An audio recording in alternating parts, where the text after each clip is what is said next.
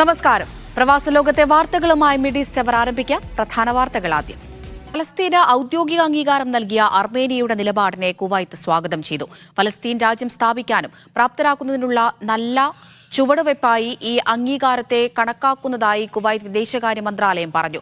ഫലസ്തീൻ പ്രശ്നത്തിന് നീതിയുക്തവും സമഗ്രവുമായ പരിഹാരം കണ്ടെത്താൻ എല്ലാ രാജ്യങ്ങളും തയ്യാറാകണമെന്ന് കുവൈത്ത് ഭരണകൂടത്തിന്റെ നിലപാട് വിദേശകാര്യ മന്ത്രാലയം ആവർത്തിച്ചു. ലബനാനിൽ കഴിയുന്ന പൌരന്മാരോട് തിരികെ വരാൻ ആവശ്യപ്പെട്ട കുവൈത്ത് വിദേശകാര്യ മന്ത്രാലയം മേഖലയിൽ നിലവിലെ സുരക്ഷാ സാഹചര്യം കണക്കിലെടുത്താണ് നടപടി. അത്യാവശ്യമല്ലാത്ത യാത്ര ഒഴിവാക്കാനും ഇന്ത്യൻ പൌരന്മാരോട് അധികൃതർ ആവശ്യപ്പെട്ടു. രാജ്യം വിടാൻ കഴിയാത്തവർ ഉടൻ എംബസിയുമായി ബന്ധപ്പെടണമെന്ന് വിദേശകാര്യ മന്ത്രാലയം അറിയിച്ചു. പൌരന്മാരെ തിരികെ നാട്ടിലെത്തിക്കാൻ കുവൈത്ത് എയർവേസ് കൂടുതൽ സർവീസുകൾ ആരംഭിച്ചിട്ടുണ്ട്. വേനൽ ചൂടിൽ വെന്തുരുകി സൗദി അറേബ്യ. അടുത്ത ഒരാഴ്ച ചൂട് വീണ്ടും ശക്തമാകുമെന്ന് ദേശീയ കാലാവസ്ഥാ കേന്ദ്രം മുന്നറിയിപ്പ് നൽകി. കിഴക്കൻ പ്രവിശ്യയിൽ പകൽ താപനില 48 മുതൽ 50 ഡിഗ്രി വരെ ഉയരും. കനത്ത ചൂടിൽ ചുട്ടുപൊള്ളുകയാണ് സൗദിയുടെ മിക്ക ഭാഗങ്ങളും. പകൽ താപനില ക്രമാതീതമായി ഉയർന്ന് 50 ഡിഗ്രി വരെ എത്തി. കിഴക്കൻ പ്രവിശ്യയുടെ വിവിധ ഭാഗങ്ങളിൽ ഇന്നലെ 48 മുതൽ 49 ഡിഗ്രി വരെ താപനില രേഖപ്പെടുത്തി. വരുന്ന ഒരാഴ്ച അത്യുഷ്ണത്തിന് സാധ്യതയുള്ളതായി ദേശീയ കാലാവസ്ഥാ കേന്ദ്രം മുന്നറിയിപ്പ് നൽകി. കിഴക്കൻ പ്രവിശ്യ, റിയാദ്, കസീം, മക്ക, മദീന മേഖലകളിൽ താപനില 48 മുതൽ 50 ഡിഗ്രി വരെ ഉയർന്നേക്കും.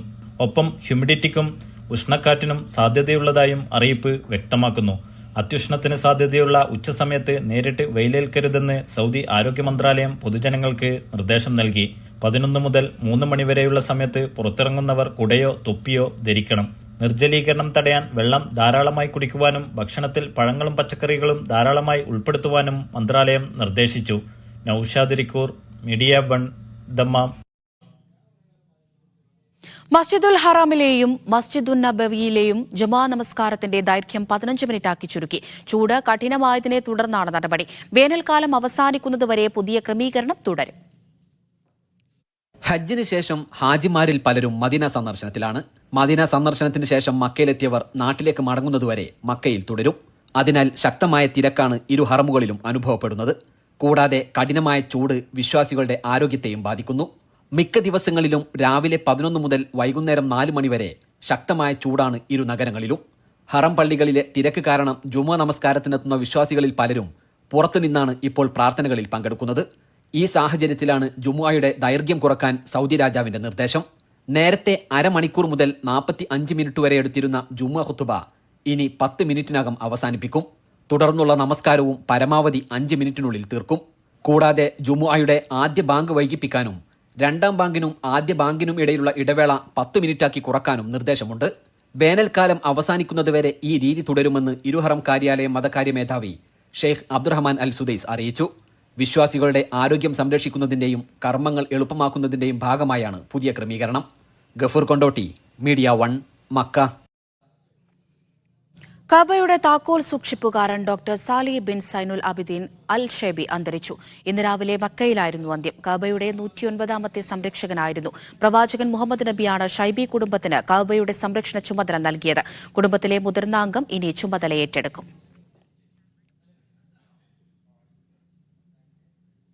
കുവൈത്തിൽ വൈദ്യുതി പ്രതിസന്ധി തുടരുന്നു. ചൂട് കടുത്തതോടെ രാജ്യത്ത് വൈദ്യുതി ഉപഭോഗം കുതിച്ചുയരുകയാണ്. അതിനിടെ ഖാലിദിയ സബ് സ്റ്റേഷനിലെ 2 സബ് ഫീഡറുകൾ പ്രവർത്തനരഹിതമായതിനാൽ ചില പ്രദേശങ്ങളിൽ വൈദ്യുതി തടസ്സത്തിനും കാരണമായി. തകരാറുകൾ പരിഹരിക്കുന്നതിനായും വൈദ്യുതി പുനഃസ്ഥാപിക്കുന്നതിനുമായി എമർജൻസി ടീമുകളെ നിയോഗിച്ചതായി അധികൃതർ അറിയിച്ചു. പ്രതിസന്ധി പരിഹരിക്കുന്നതിനായി പൊതുജനങ്ങൾ മന്ത്രാലയവുമായി സഹകരിക്കണമെന്നും ഉയർന്ന ഉപഭോഗമുള്ള ഉപകരണങ്ങളുടെ ഉപയോഗം കുറയ്ക്കണമെന്നും അധികൃതർ പറഞ്ഞു. ഉംറ സന്ദർശനത്തിനുള്ള നടപടികൾ ലഘൂകരിക്കുന്നതിന്റെ ഭാഗമായി ആധുനിക സംവിധാനങ്ങൾ ഒരുക്കി സൗദി അറേബ്യ. ആർട്ടിഫിഷ്യൽ ഇന്റലിജൻസ് സംവിധാനങ്ങളടക്കം ഇതിനായി തയ്യാറാക്കിയിട്ടുണ്ട്. സൗദിയിലേക്ക് എത്തുന്നവർക്ക് വിമാനത്താവളങ്ങളിലെ നടപടികൾ ഇതുവഴി ലഘൂകരിക്കാനാകും. ഹജ്ജ് അവസാനിച്ചതിനു പിന്നാലെ ഉംറ വിസകൾ അനുവദിച്ചു തുടങ്ങിയതായി ഹജ്ജ് ഉംറ മന്ത്രാലയം അറിയിച്ചിരുന്നു. ഉംറ ചെയ്യാനായി വരുന്ന ആളുകളുടെ നടപടികൾ സുഖകരവും കാര്യക്ഷമവുമാക്കുന്നതിന്റെ ഭാഗമായാണ് പുതിയ സംവിധാനങ്ങൾ സജ്ജീകരിച്ചിട്ടുള്ളത്.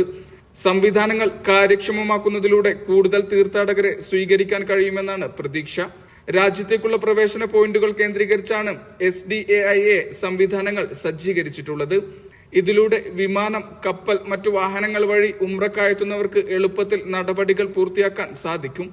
ആഭ്യന്തര മന്ത്രാലയത്തിന്റെയും എൻട്രി പോയിന്റുകളുമായി ബന്ധപ്പെട്ട സർക്കാർ സ്ഥാപനങ്ങളുടെയും സഹകരണത്തോടെയുമാണ് പുതിയ സംവിധാനങ്ങൾ ഒരുക്കിയിട്ടുള്ളത്.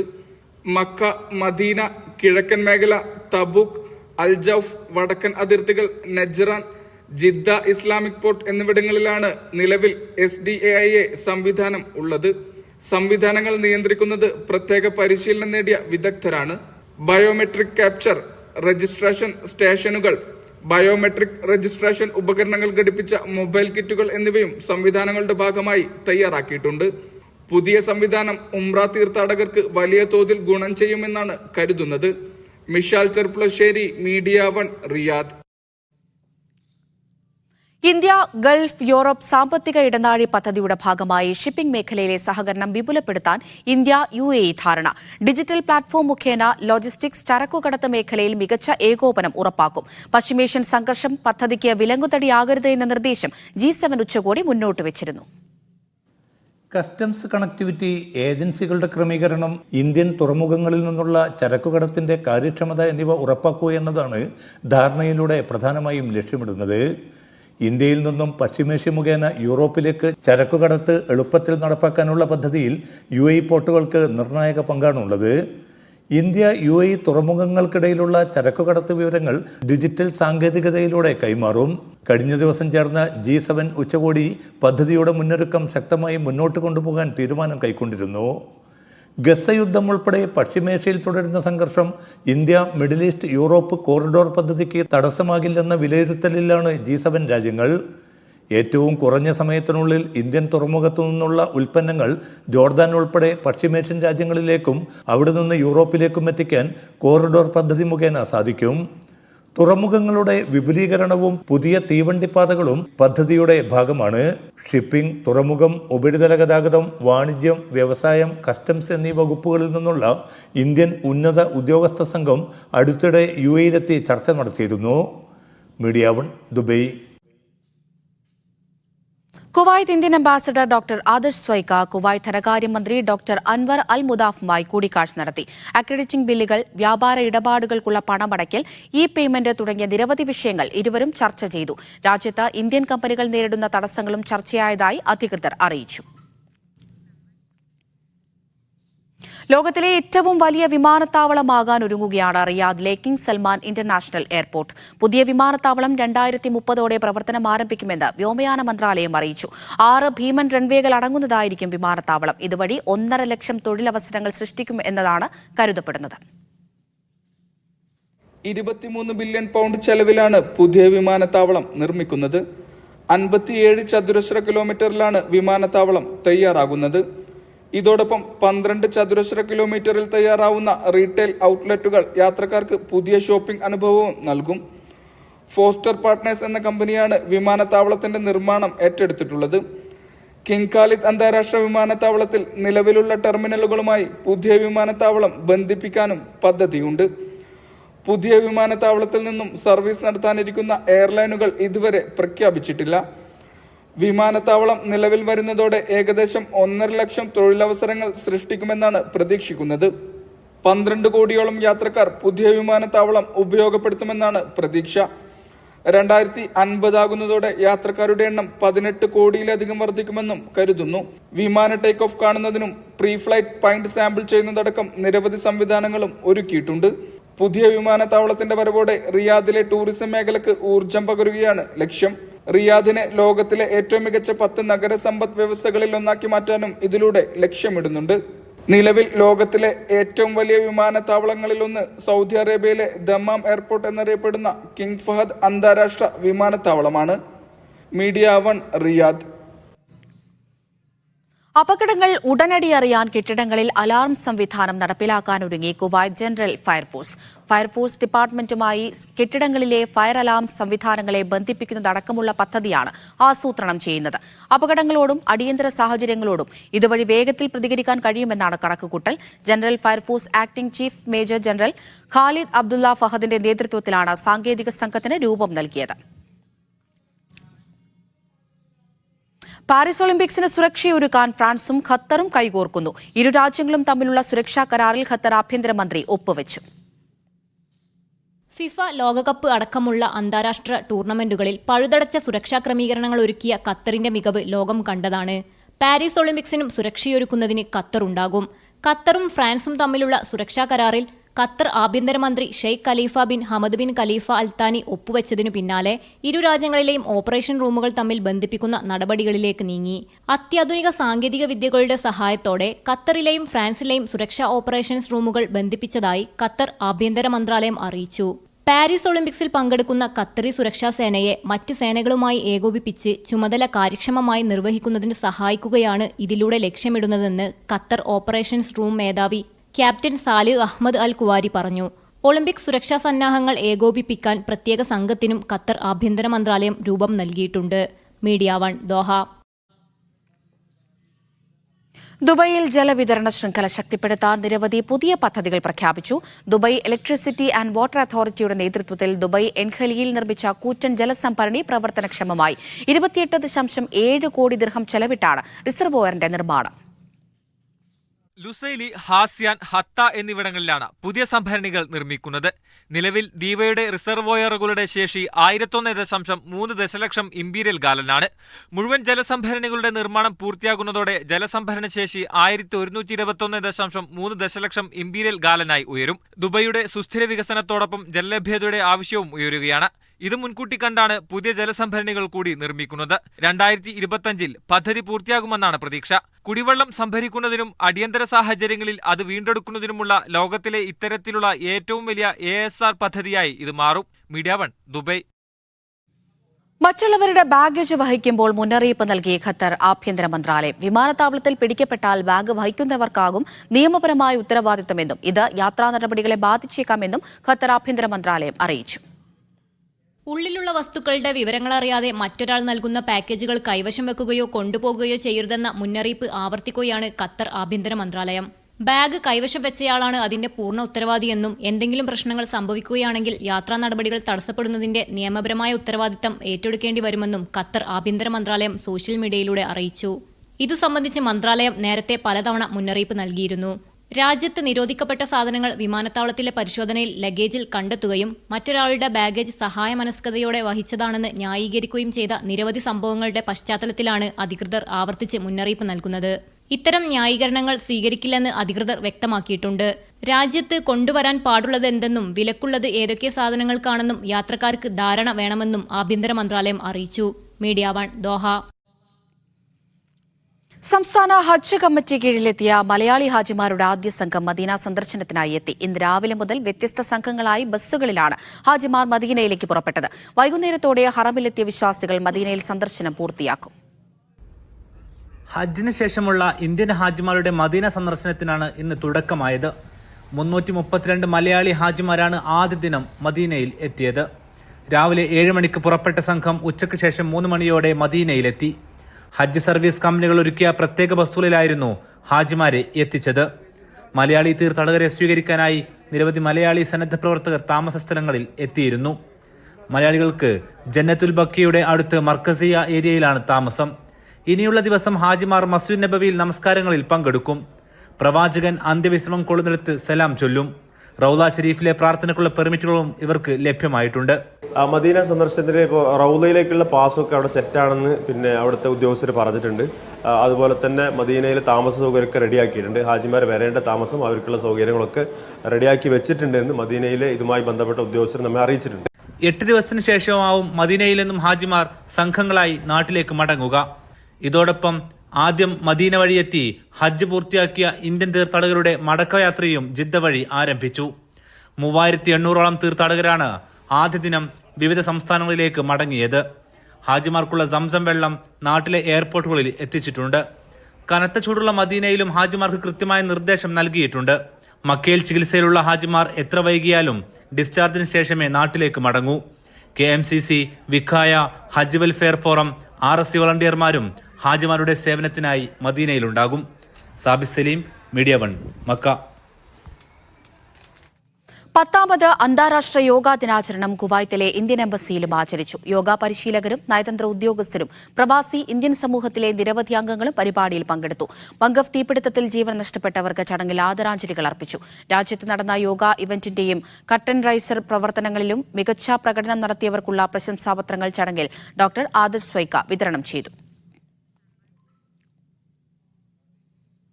വേഗപരിധി ലംഘനങ്ങൾ കുറയ്ക്കുന്നതിനായി നടപടികളുമായി അബുദാബി പോലീസ്. വേഗപരിധിയുടെ 8 ലംഘനങ്ങളും അവയ്ക്കുള്ള പിഴകളും ബ്ലാക്ക് പോയിന്റുകളും പോലീസ് ഡ്രൈവർമാർക്കായി പങ്കുവച്ചു. വേനൽ മുൻനിർത്തി അബുദാബി പോലീസിന് കീഴിൽ ഡ്രൈവർമാർക്കുള്ള ബോധവൽക്കരണ നടപടികളും സജീവമാണ്.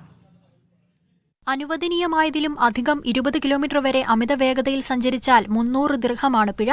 20 മുതൽ 30 കിലോമീറ്റർ വരെ 600 ദിർഹവും 30 മുതൽ 40 കിലോമീറ്റർ വരെ വേഗത കൂടിയാൽ 700 ദിർഹവും 40 മുതൽ 50 കിലോമീറ്റർ വരെ വേഗത കൂടിയാൽ 1000 ദിർഹവും 50 മുതൽ 60 കിലോമീറ്റർ വരെ വേഗത കൂടിയാൽ 1500 ദിർഹവും ഫൈൻ ലഭിക്കും. ഒപ്പം 6 ട്രാഫിക് പോയിന്റും ഉണ്ടാകും. 60 കിലോമീറ്ററിലധികം വേഗത കൂടിയാൽ 2000 ദിർഹം പിഴയും 12 ട്രാഫിക് പോയിന്റുമാണ് ചുമത്തുക. 80 കിലോമീറ്ററിൽ അധികമാണ് വേഗതയെങ്കിൽ 3000 ദിർഹം പിഴയും 23 ട്രാഫിക് പോയിന്റും ചുമത്തും. വേഗത കുറഞ്ഞുള്ള ഡ്രൈവിംഗിൽ അനുവദനീയമായതിലും കുറഞ്ഞ വേഗതയിൽ വാഹനമോടിച്ചാൽ 400 ദിർഹമാണ് പിഴ. ഷെയ്ഖ് മുഹമ്മദ് ബിൻ റാഷിദ് റോഡിലെ നിശ്ചിത ലൈനുകളിൽ കുറഞ്ഞ വേഗപരിധി മണിക്കൂറിൽ 120 കിലോമീറ്ററാണ്. ഇത് പാലിക്കുന്നതിൽ വീഴ്ച വരുത്തിയാൽ 400 ദിർഹം പിഴ ചുമത്തും. Media 1 Abu Dhabi. Dammam al Anood Arabia trading company ജീവനക്കാർക്കും കുടുംബങ്ങൾക്കുമായി ഈദ് ആഘോഷം സംഘടിപ്പിച്ചു. മെഹർജാൻ 2K24 എന്ന പേരിൽ സംഘടിപ്പിച്ച പരിപാടി company general manager Naushad Kuniyil ഉദ്ഘാടനം ചെയ്തു. കമ്പനി ഡയറക്ടർമാരായ മുഹമ്മദ് വളപ്പിൽ, ഉമ്മർ വളപ്പിൽ എന്നിവർ സംബന്ധിച്ചു. കനിവ് ചാരിറ്റിയുടെ പ്രവർത്തനങ്ങളെ സെക്രട്ടറി അബ്ദുൽ മജീദ് മണപ്പുറം പരിചയപ്പെടുത്തി. റഫീഖ് ആറാട്, ബഷീർ, ഷംസുദ്ദീൻ വെള്ളിയത്ത്, ശ്രീജിത്ത്, സൈഫുദ്ദീൻ എന്നിവർ നേതൃത്വം നൽകി. കുവൈത്തിലെ ക്രിക്കറ്റ് ക്ലബ്ബുകളായ ബ്ലാക്ക് CC, സ്റ്റോം റൈഡേഴ്സ് എന്നിവ ഈദ് ദിനത്തിൽ സംഘടിപ്പിച്ച ക്രിക്കറ്റ് ടൂർണമെന്റിൽ ടീം ഫാൽക്കൺ ജേതാക്കളായി. ഫൈനലിൽ ടീം ഫാൽക്കൺ 8 വിക്കറ്റിന് ടീം സ്നൈപ്പർ 11 പരാജയപ്പെടുത്തി. ഷിബു ഓപരക്കുട്ടൻ ഫൈനലിലെ താരമായി. മികച്ച ബൌളറായി ഉമ്മർ മട്ടുവായലിനെയും ബാറ്ററായി എമി ഖാനെയും തെരഞ്ഞെടുത്തു. ടീം ഫാൽക്കണിലെ ജയസൂരിയാണ് ടൂർണമെന്റിലെ താരം. വിജയികൾക്കുള്ള സമ്മാനദാന ചടങ്ങിന് ടൂർണമെന്റ് കൺവീനർമാരായ വിഷ്ണുരാജ്, രജീദ്, വിനീഷ്, രാഹുൽ നായർ, സിദ്ദീഖ്, സുർജിത്ത്, ലിജോ, ആസിഫ്, വിപിൽ എന്നിവർ നേതൃത്വം നൽകി. സലാലയിൽ മഴക്കാലത്തിന് തുടക്കമായി. ഇനി കുളിരണിയുന്ന 3 മാസക്കാലമാണ് വരാനിരിക്കുന്നത്. ഖരീഫ് സീസണിനോടനുബന്ധിച്ച് നടന്നുവരുന്ന പരിപാടികൾ 90 ദിവസമായി ഉയർത്തിയിട്ടുണ്ട്. ജൂൺ 21 മുതൽ സെപ്റ്റംബർ 22 വരെയാണ് മഴക്കാലമുണ്ടാവുക. ജബൽ പ്രദേശങ്ങളിൽ ചെറിയ തോതിൽ ചാറ്റൽ മഴ ഇതിനകം ആരംഭിച്ചിട്ടുണ്ട്. വൈകാതെ ഇത് സമതല പ്രദേശങ്ങളിലേക്ക് എത്തുന്നതോടെ കനത്ത ചൂടിന് ശമനമാകും. തുടർച്ചയായി മഴ ലഭിക്കുകയാണെങ്കിൽ 2 ആഴ്ച കൊണ്ട് തന്നെ മലനിരകൾ പച്ചയണിഞ്ഞേക്കും. ഈ വർഷം ഇതിനകം 2 പ്രാവശ്യം വ്യാപക മഴ ലഭിച്ചതിനാൽ ചില ഭാഗങ്ങളിൽ പച്ചപ്പായിട്ടുണ്ട്. സലാലൊക്കെ ഇനി ഒരു ആഘോഷത്തിന്റെ രാവുകളാണ്. ശരിക്കും പറഞ്ഞാൽ നമ്മൾ നാട്ടിൽ മിസ്സാകുന്ന ഓരോ മുഹൂർത്തങ്ങളും നമുക്ക് കിട്ടാൻ വേണ്ടി പോവാണ്. നാട്ടിലെ നല്ല മഴ, അതുപോലെ ഞാറ്റുവേല, അങ്ങനെയുള്ള നമ്മുടെ എല്ലാ പ്രകൃതി രമണീയമായിട്ടുള്ള എല്ലാ കാഴ്ചകളും നമുക്ക് തിരികെ വരികയാണ്. അപ്പോൾ വളരെ ആകാംക്ഷയോട് കൂടിയിട്ടാണ് സലാലക്കാർ ഇതിനെ വരവേൽക്കാൻ വേണ്ടിയിട്ട് നിൽക്കുന്നത്. അതോടൊപ്പം തന്നെ മറ്റ് ഗൾഫിലെ മറ്റ് പ്രദേശങ്ങളിലൊക്കെ ടെമ്പറേച്ചർ 50 അടുത്തിരിക്കുന്ന സമയത്ത് നമ്മുടെ സലാലയിൽ ശരിക്കും പറഞ്ഞാൽ 20 to 30 ടെമ്പറേച്ചറിലേക്ക് നമ്മുടെ കാലാവസ്ഥ മാറാൻ വേണ്ടി പോവാണ്. അപ്പം വളരെ പ്രതീക്ഷയോട് കൂടിയിട്ടാണ് ഇവിടെ എല്ലാവരും ഈ ഒരു സീസണിനെ കാത്തിരിക്കുന്നത്. ഖരീഫ് സീസണോടനുബന്ധിച്ച് സംഘടിപ്പിക്കുന്ന ഖരീഫ് തോഫാർ ഫെസ്റ്റിവൽ ഇപ്രാവശ്യം 90 ദിവസമായി ഉയർത്തി. കഴിഞ്ഞ വർഷങ്ങളിൽ 45 ദിവസം മാത്രമാണ് ആഘോഷ പരിപാടികൾ ഉണ്ടായിരുന്നത്. ഖരീഫ് സീസൺ ജൂൺ 21 മുതൽ സെപ്റ്റംബർ 21 വരെ 90 ദിവസത്തേക്കാണ്. ഇത്തവണ ഖരീഫ് ഫെസ്റ്റിവലും 90 ദിവസമായി വർദ്ധിപ്പിച്ചിട്ടുണ്ട്. അതുകൊണ്ട് തന്നെ ഒരുപാട് സഞ്ചാരികൾ എത്തുമെന്നാണ് പ്രതീക്ഷിക്കുന്നത്. കഴിഞ്ഞ വർഷം ഏകദേശം 9 ലക്ഷം സഞ്ചാരികളാണ് മറ്റു GCCകളിൽ നിന്നും ഒമാനിൽ നിന്നുമായി സലാലയിലേക്ക് എത്തിയത്. ഇത്തവണ മുംബൈ തന്നെ പെയ്ത മഴകൾ കൊണ്ട് ജബലുകളൊക്കെ ചെറുതായിട്ട് പച്ചപ്പായിട്ടുണ്ട്. അപ്പോൾ ഇത്തവണ കൂടുതൽ സഞ്ചാരികൾ എത്തുമെന്നാണ് പ്രതീക്ഷിക്കുന്നത്.